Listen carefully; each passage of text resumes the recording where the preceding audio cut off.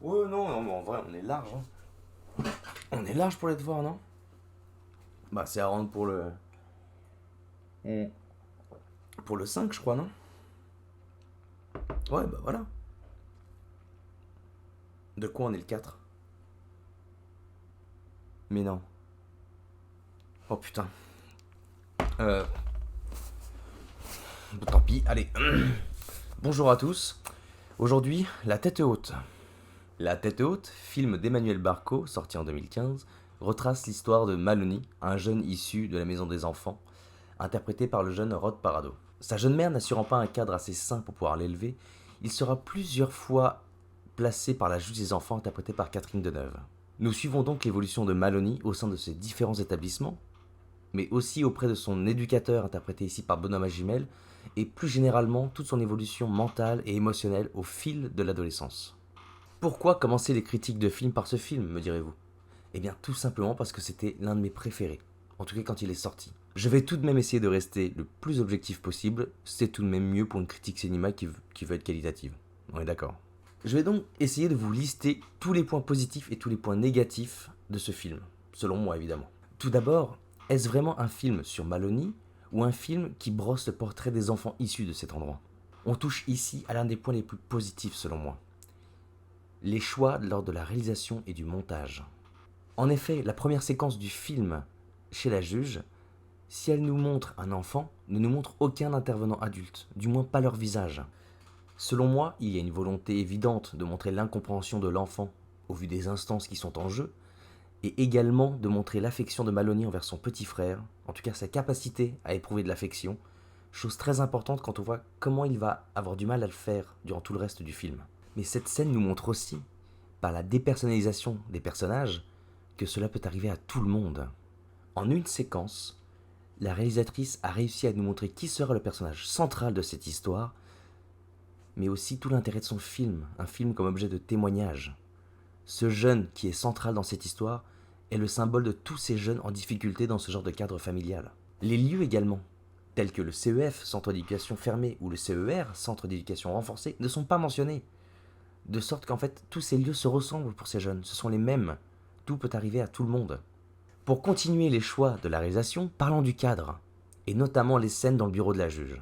Il y a une évolution du cadre dans ces scènes durant tout le film. Si ces scènes sont à la fois palières au niveau de la communication et de l'attitude des personnages, notamment celle de Maloney, les paliers sont également visibles lors des échanges entre Maloney et la juge. Effectivement, sur les premiers plans, ils sont éloignés le plus possible. Qui plus est, tous les plans faits sur la juge sont faits à la crosse-épaule. Du moins bouge-t-il, même très légèrement, quand ceux de Maloney sont totalement fixes. Ici, la réalisatrice nous démontre avec subtilité le fait que l'univers de la juge est fait d'émotions quand celui de Maloney est immuable, vide de tout. Il est seul sur le plan, avec pour seul décor une porte. Ces plans vont évoluer tout au long du film, et Maloney avec. Il finira même par se rapprocher lui-même du bureau de la juge. Le seul plan d'ailleurs où nous pouvons les voir tous les deux est le dernier plan entre ces deux personnages, lorsque Maloney présente son enfant à la juge. Ils finissent donc le film sur un pied d'égalité, étant donné d'ailleurs que la juge part à la retraite. D'une certaine manière, on peut dire que le scénario rejoint le cadre. En parlant du scénario d'ailleurs, je trouve qu'il est relativement bien construit. Disons qu'à certains moments, je l'ai trouvé sincèrement brillant et à d'autres un peu maladroit. Tout d'abord, les caractérisations sont brillamment réussies. La caractérisation de la mère de Maloney en est une belle démonstration. Là où tout le monde pourrait penser à une mère indigne, mauvaise envers ses enfants, il est dépeint une maman totalement perdue qui ne sait pas vraiment quoi faire. Si elle est responsable de maltraitance, c'est bien plus par bêtise et par inconscience que par méchanceté pure. Par ailleurs, les scènes d'amour charnel entre Maloney et sa copine m'ont paru très bons. Moi qui ai horreur de voir des scènes de sexe au cinéma car souvent je les trouve hors de propos, je les ai trouvées ici au contraire très justes.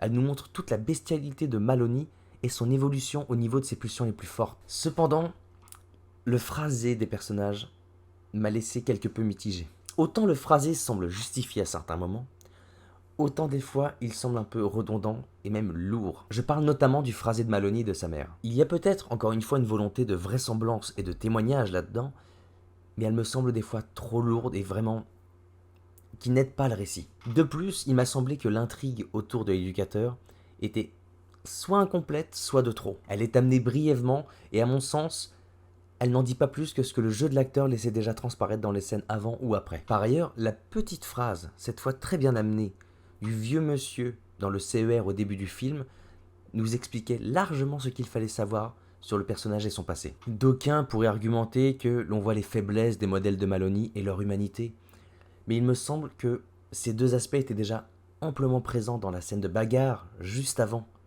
entre Maloney et l'éducateur, et la scène dans le bureau de la juge où on voit l'éducateur en proie à ses démons. Pour conclure, du coup, je dirais quand même que ce film présente bien plus de qualités que de défauts. Après tout, s'il a eu autant de nominations au César, c'est qu'il y a bien une raison. Ce film, par le biais de ses enfants dans les centres et ce témoignage poignant, nous renvoie à notre propre humanité. Cela nous rappelle que sans appui solide, tel que des parents ou du moins d'un garant d'éducation, un enfant peut vite reprendre ses instincts animaux et intégrer facilement la loi du œil pour œil, dent pour dent. Ce film, sans faire un procès aux gens qui stigmatiseraient cette jeunesse, les interpelle peut-être et apporte une aide à la compréhension. Je le vois personnellement comme une ode à l'humanisme et à l'humanité. Ceci étant dit, ce message, aussi beau soit-il, ne peut empêcher les petits défauts de ce film, qui a tendance à se traîner un peu par moments. Cela ne peut pas non plus faire oublier quelques erreurs de jeu également. C'est ce qui explique peut-être qu'il n'ait pas remporté tous ses prix pour ses nominations. Voilà. Nous en avons maintenant fini avec La Tête Haute. J'espère que ce format vous aura plu. Si c'est le cas, n'hésitez pas à le dire dans les commentaires. N'hésitez pas à laisser un petit commentaire sur le film que vous aimeriez voir également, à être analysé. Et en attendant vos commentaires et une nouvelle vidéo, c'était Vlados. Force et robustesse. Bisous.